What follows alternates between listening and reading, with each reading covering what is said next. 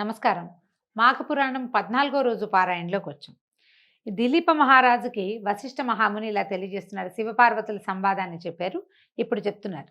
పార్వతీదేవికి పరమేశ్వరుడు చెప్పిన మాఘమాస మహాత్మ్యము, దాని ఫలితంతో పాటు ఒక బ్రాహ్మణ స్త్రీ భర్తతో సహా స్వర్గప్రాప్తిని పొందిన వృత్తాంతాన్ని తెలియజేస్తాను, వినమన్నారు. పూర్వం కాశ్మీర దేశంలో సుబుద్ధి అనే బ్రాహ్మణ పండితోత్తముడు ఒక ఆయన ఉండేవాడు. ఆయన చతుర్వేదాలు ఔపోసన పట్టిన దిట్ట. ఎంత గొప్ప పండితుడో అంత ఉత్తముడు కూడానట ఆయన. సకల సద్గుణ సంపన్నుడు. గౌరవము, మర్యాద, మనన, వినయ విధేయతలు, సర్వజీవుల ఎడ భూతదయ ఇత్యాది సద్గుణాలు కలిగి ఉండేవాడు. అతను అనేక మంది శిష్యుల్ని కూడా కలిగి ఉండేవాడట. అయితే ఈయన గొప్ప కీర్తి ప్రతిష్టలు సంపాదించాడు. ఈయనకి చాలా కాలానికి సుశీల అనే ఒక కుమార్తె కలిగింది. పిల్లకు ఒక 16 సంవత్సరాలు వచ్చినాయి. ఈ కొన్ని కథల్లో చూస్తామండి, మరి పొద్దున్న 8వ ఏట 7వ ఏటో పెళ్లి చేసేసిన కథలు ఇటీవల కాలంలో కథలు. కానీ ఈ కుమార్తెకి 16 వివాహ యోగ్యత వయసు అంటే 16, 18 సంవత్సరాలు వచ్చేదాకా వివాహాలు చేసినట్టుగా కనపడదు. ఈయనకి 16 సంవత్సరాల కూతురుందట. ఆమె చక్కని రూపురేఖలతో నవయవ్వన సౌందర్యవతిగా మెరిసిపోతూ ఉండేది. చాలా అందంగా ఉండేది. పిల్లకి పెళ్లి చేద్దామని నిశ్చయించుకున్నారు. ఏవో సంబంధాలు చూస్తున్నారు. అయితే ఈయనకి చాలామంది శిష్యగుణం గణం చాలామంది ఉన్నారు. గుంపు చాలా సమూహం ఉంది. అందులో నుంచి సుమంత్రుడు అనే ఒక కుర్రవాడిని ఇంట్లో ఉన్న దైవ కార్యం కోసం పూజా సామాగ్రి అడవిలోకి వెళ్ళి తీసుకురమ్మన్నారు. పూజా సామాగ్రి అంటే ఏవో పువ్వులు, పసుపు కుంకాలు దొరకవు కదా. అక్కడి నుంచి యజ్ఞం చేయటానికి సమిధలు అవి ప్రత్యేకంగా కొన్ని రకాల చెట్లవే కొమ్మలు కావాల్సి వస్తాయన్నమాట. కొన్ని రకాల చిగుర్లు అంటే ఆకులు కావాలి. పంచపల్లవాళ్ళని చెప్తాం కదా మనం, మర్రి, రావి, జువ్వి, మేడి అట్లా అవి. అక్కడి నుంచి కొన్ని రకాల ప్రత్యేకమైన వంట చెరుకు కూడా యజ్ఞంలో వాడటానికి చెరుకు కావాలి, ఇవి కావాలి, పుల్లలు కావాల్సి వస్తాయి కదా సమిధలు. ఈ సమిధలతో పాటుగా యజ్ఞంలో అర్పించవలసిన చెలువు అంటే మనం కొంత అన్న సమర్పణ చేస్తారు కదా, బలి సమర్పణ. ఆ సమర్పణకి కావాల్సిన ఆహారాన్ని వండడానికి కూడా ప్రత్యేకమైన చెట్ల కొమ్మలనే వాడతారు. అవన్నీ తేవడం కోసం ఈ సుమంత్రుడు అనే ఒక కుర్రవాడికి ఈ పని చెప్పారు. చెప్పేసరికల్లా అతను ఏం చేశాడు, వెళ్తుంటే మార్గ మధ్యలో సుశీల తన స్నేహితురాళ్ళతోటి ఏదో బంతి ఆడుకుంటోందట. ఆ బంతి సుమంత్రుడున్న వైపుకి పడింది. ఆ అమ్మాయి ఆ బంతి తేవడం కోసం సుమంత్రుడున్న వైపుకి నడిచొచ్చి, వాడు మహాద్భుత సౌందర్యవంతుడట. 6 అడుగులుండి చాలా చక్కగా ఉంటాడు. ఆ అబ్బాయిని చూసేసరికల్లా ఈ అమ్మాయికి మనసు చెలించి ఆ బంతి అక్కడ పారేసి అతన్ని అనుసరించింది. ఆ అబ్బాయి వెనకాలే వచ్చేసింది. ఆ వెళ్ళి వెళ్ళి వెళ్ళి సుమంత్రుడు అడవిలోకి ప్రవేశించాడు. ఈ అమ్మాయి చాటుమాటుగా అతన్ని వెంబడిస్తూ వచ్చింది. చాలా దూరం వెళ్ళేసరికల్లా లోపల ఒక అందమైన సరస్సు ఉందట. ఆ సరస్సు నిండా తామర పూలు గుంపులు గుంపులుగా ఉన్నాయి. తర్వాత ఎన్నో తుమ్మెదలు తిరుగుతున్నాయి. దాని సరస్సు చెట్టు బోల్డన్ని చెట్లు, మొక్కలు, పువ్వుల మొక్కలు, ఆ తర్వాత చిన్న చిన్న లతాని కుంజాలు లాంటివి ఎంతో అంటే అదేమి ఏర్పాటుగా చేసింది కాదు, కానీ ఆ ప్రాంతం చాలా రమణీయంగా ఉంది. ఆ బోల్డని చెట్లన్నిటి మీద బోలెడన్ని పిట్టలు, పక్షుల కూతలతోటి అసలు ఎంత బాగుందంటే యాంబియన్స్ అద్భుతంగా ఉందన్నమాట. ఆహ్లాదకరమైన వాతావరణం కనపడుతోంది. ఈ కుర్రాడు ఏం చేశాడు, చాలా దూరం నడిచామని ఏవో కొన్ని చెట్ల కొమ్మలు అవి సేకరించి ఓ పక్కన పెట్టి ఆ చెరువులో దిగి మంచినీళ్ళు తాగి ఓ చెట్టు కింద పడుకున్నాడట. 10 నిమిషాలు పడుకున్నాడు. చాలా దూరం నడిచి వచ్చాడు కదా, వాడు అలసిపోయాడు. కళ్ళు మూతలు పడ్డాయి. చల్లదనానికి బాగా ఆహ్లాదకరంగా కూల్గా ఉంది వాతావరణం, ప్రశాంతంగా. కళ్ళు మూతలు పడి నిద్రపోయాడు. ఈ అమ్మాయి ఏం చేసింది, అతను పడుకున్నాక వచ్చి దగ్గర కూర్చుని ఏం చేసింది, పలకరించింది. నిద్రపోయేవాడిని లేవదీసింది. ఏం చెప్పిందంటే, నువ్వు ఎంతో నచ్చావు నాకు, నా మనసు వశం తప్పింది. సరే నన్ను మన ఇద్దరం కలిసి ఇక్కడ కొంత సమయం గడిపి ఇంటికి వెళ్దామని అడిగింది. అడిగేసరికి ఆ అబ్బాయి తెల్లబోయి, ఇదేమిటి నువ్వు ఇలా మాట్లాడుతున్నావు, నువ్వు గురువుగారు అమ్మాయివి, సోదరి సమానురాలివి, ఇట్లా చేయకూడదు మనము అంటే ఆ అమ్మాయి వల ఏడ్చేసింది. ఏడ్చి ఏమంది, నువ్వు నచ్చావు, మనసు చెప్పినట్టు ప్రవర్తించాలి మానవులు అన్నవాళ్ళు.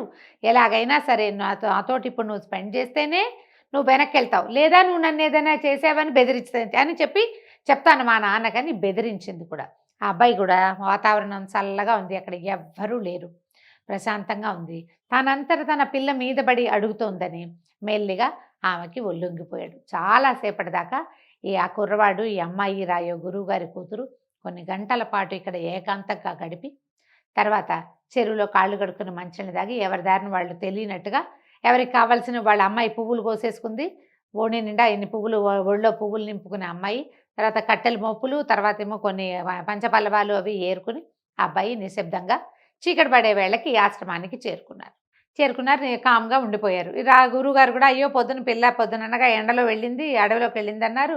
పువ్వుల కోసం వెళ్ళింది కాబోలని బాగా అలసిపోయావమ్మా రెస్ట్ తీసుకో, ఏదైనా తిను, ఎందుకా ఎండలో నడిచెళ్ళి మొహం వాడిపోయింది చూడని తండ్రి తన సహజమైన పితృప్రేమతో కూతురు ఏం వెలగబెట్టొచ్చిందో ఆయనకి పాపం తెలీదు గదా! ఆ అమ్మాయిని ఏదో ఇది చేసి, ముద్దు చేసి, భోజనం అది పెట్టించి, పడుకోమ్మా రెస్ట్ తీసుకో అంటే ఆ పూట ఈ అమ్మాయి చేసినటువంటి ప్రణయ కలాపం వల్ల వచ్చిన అలసటతోటి హాయిగా నిద్రపోయింది. నిశ్శబ్దంగా ఊరుకున్నారు. కోరిక తీరిపోయాక ఇంకా వాళ్ళిద్దరూ ఒకళ్ళతో ఒకళ్ళు మాట్లాడుకోలేదు. కొంతకాలం గడిచాక సుశీలకి వివాహం చేశారట. కాకపోతే వీళ్ళు అనుకుంటున్నారు, వాడికి తెలుసు సుమంతుడికి ఇది తప్పు చేశాం మనం అని అనిపించింది. ఈ పిల్లకి తను తప్పు చేశానని ఏమీ అనిపించలే. ఎవరికైనా తెలుస్తుందేమోనని చూసింది.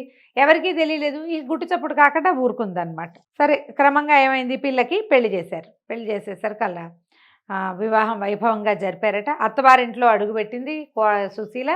కొద్ది రోజులకే భర్త మరణించాడు. మరణించేసరికల్లా ఏం చెయ్యాలో తెలియలే. భర్త శవం మీద పడి బోరుమని పిలిపించింది. వెంటనే కబురు చేశారు. గురువుగారి సుబుద్ధి అనే గురువుగారు కూడా పరిగెత్తుకుంటూ వెళ్ళారు. అయ్యో భగవంతుడా, నా కూతురికి ఇంకా కాళ్ళపారాన్ని కూడా ఆరలేదు, అప్పుడే వైధవ్యాన్ని కలిగించావు, ఇక సంసార సుఖం అనేది లేకుండా చేసావు, దీని శేష జీవితం ఎట్లా గడుస్తుంది, ఇంత చిన్నతనంలో విధవరాలైన నా కూతురుని చూస్తే అమంగళం అని భావిస్తారు కదా, ఎవరైనా విధవరాలు ఎదురొస్తే పనికిరాదు. ఈ కాలంలో వెళ్ళేది కానీ ఇదివరకు కొంచెం హెచ్చుగా ఉండేది ఈ బాధ. ఏ శుభకార్యాలకి పనికి రాకుండా పోయింది, దీనికి ఇంతటి దుస్థితి, కర్మ ఎందుకు వచ్చింది, దీని కర్మ ఎందుకు ఇలా కాలిపోయింది, ఇలాంటి రాత ఎందుకు రాసావని దీనాతి దీనంగా విలపిస్తున్నట్టు ఆయన నెత్తి మీద చేతులు పెట్టుకుని ఏడుస్తుంటే ఈ దీనాలాపాలు వింటున్నటువంటి అటు పోతున్న ఒక సిద్ధుడు ఒక ఆయన దగ్గరకు వచ్చాడు. శవం మీద పడి బోరును విలిపిస్తున్న చోటికి కూడా వచ్చి ఈ అమ్మాయిని చూశాడు.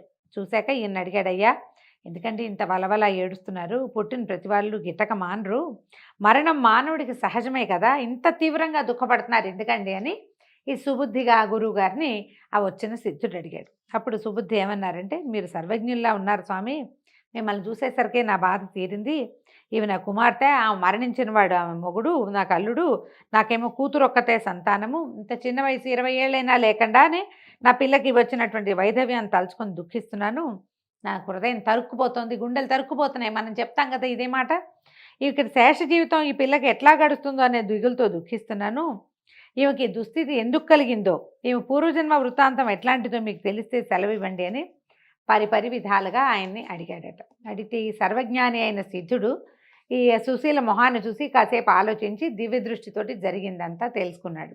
ఈయనకేం చెప్పాడంటే, ఓ బ్రాహ్మణ, నీ కుమార్తె పూర్వజన్మలో ఒక క్షత్రియ యువతి, ఆమె తన జన్మలో మిక్కిలి కామాంధురాలై భర్త ఉన్నను పరపురుషులతోటి తిరిగేది. ఆమె భర్తకి ఈ విషయం తెలిసి కఠినంగా వ్యవహరించి అదుపాజ్ఞలతో ఉంచాడు. అయితే ఈమెకి ఇతర స్నేహితులు ఉండటం వల్ల వారితో కలిసి కుట్ర పన్ని అర్ధరాత్రి తన భర్త నిద్రలో ఉండగా కత్తితో పొడిచి చంపింది. అతను విల్లవిల్ల తన్నుకొని మరణించాడు. కత్తితో పొడవటం వల్ల ఆ ప్రదేశం అంతా రక్తసిక్తం అయిపోయింది.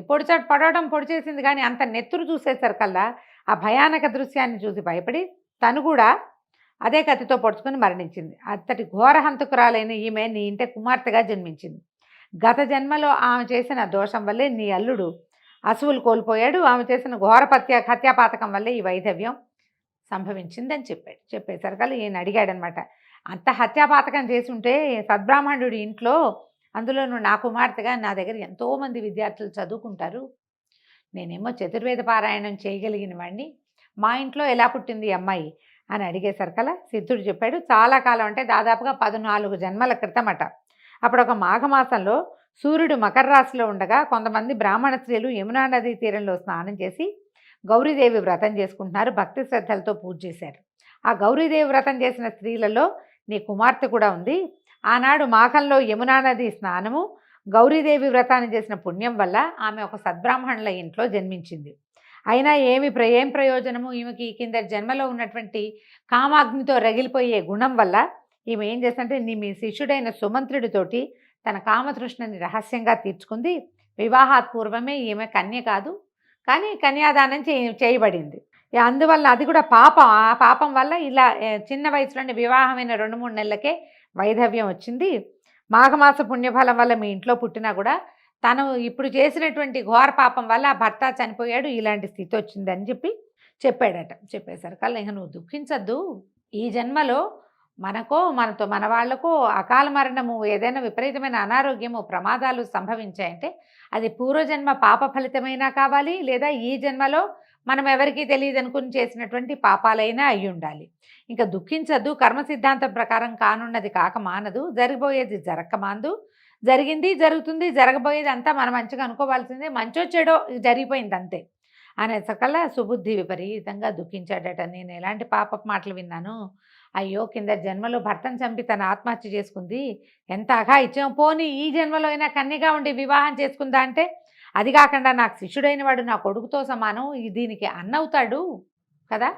మామూలుగా కూడా మనం చెప్పుకుంటాం. గురువుగారు తండ్రితో సమానం కాబట్టి. ఇలా కామంతో కళ్ళు మూసుకుపోయి వావి వరసలు లేకుండా ఇలా కామాంధురాలైపోయింది. అయ్యో! ఇంత ఘోరం, ఈమె నా కూతురు అవ్వటమే నాకు సిగ్గుగా ఉంది అని చాలా బాధపడి, కానీ ఓ పక్కన ఆయన చెప్పాడనమాట. తీవ్రమైన కోపంగా ఉంది, కానీ అవ్యాజమైన అనురాగం కూడా ఉంది. నా కూతురు ఇలాంటి దుస్థితిలో ఉంది.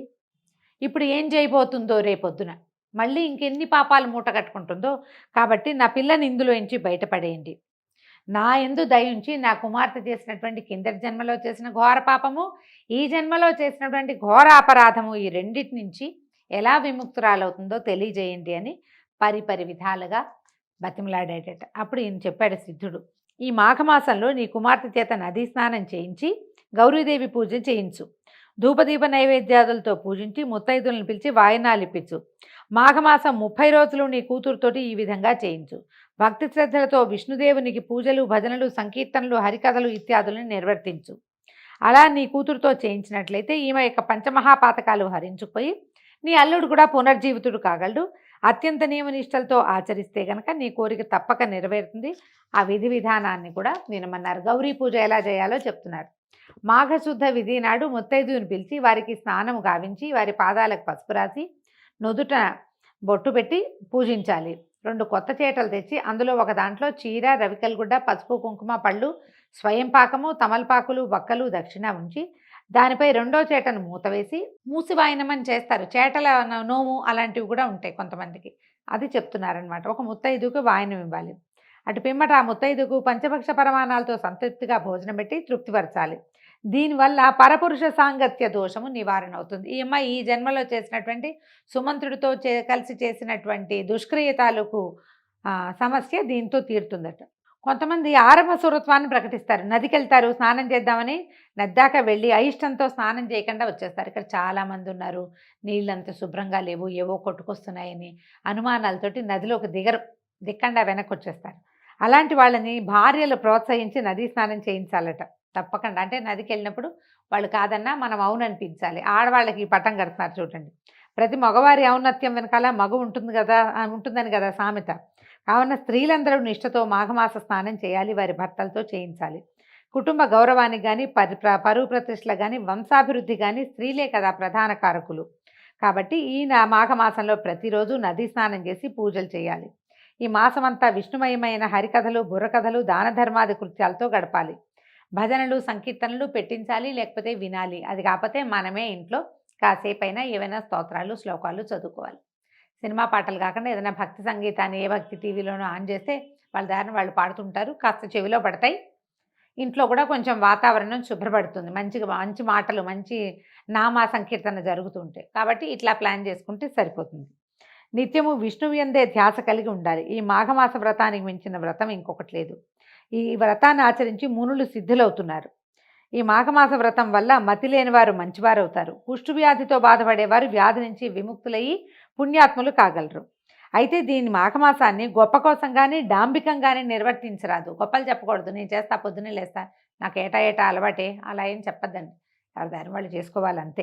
10 మంది మెప్పు కోసం ఈ వ్రతాన్ని చేయొద్దు. మంచి మనసుతో త్రికరణ శుద్ధిగా నియమనిష్టలతో మాఘమాస వ్రతాన్ని చేసిన వాళ్ళు విష్ణు సాయుధ్యాన్ని పొందుతారు. నిరాడంబరతే నారాయణునికి అత్యంత ప్రియమైనది. ఆయన అలంకార ప్రియుడు. విష్ణువు ఎంత అలంకార ప్రియుడో అంత డాంబికాన్ని సహించడు. ఆయన చక్కగా అందంగా తయారవుతాడు, మంచిగా నగలన్నీ పెట్టుకుని. ఆయన మంచి అలంకారం కావాలి. కానీ నువ్వు అలంకారం ప్రపంచం కోసం చేసుకోకూడదు. ప్రపంచం కోసం ఏదీ చేయకూడదు. నీకోసం నువ్వు చేసుకుంటే చేసుకో అంతే.